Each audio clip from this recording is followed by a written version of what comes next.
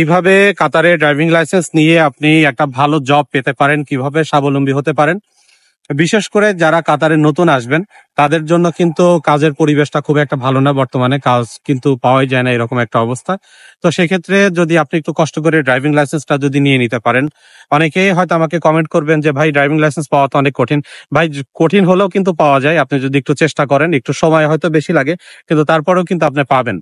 তো আজকে আমরা দোহা ড্রাইভিং স্কুল ভিজিট করেছিলাম।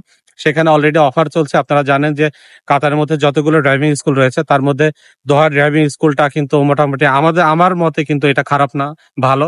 তাদের পারফরমেন্স কিন্তু অনেক ভালো এবং খুব তাড়াতাড়ি কিন্তু ডেট পাওয়া যায় অন্যান্য ড্রাইভিং স্কুলের তুলনায়।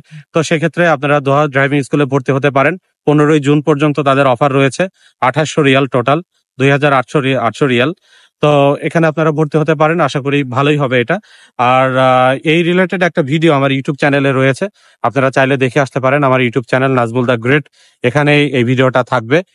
এটা নিয়ে আমি বিস্তারিত কিন্তু কথা বলেছি, আপনারা এটা দেখে আসতে পারেন।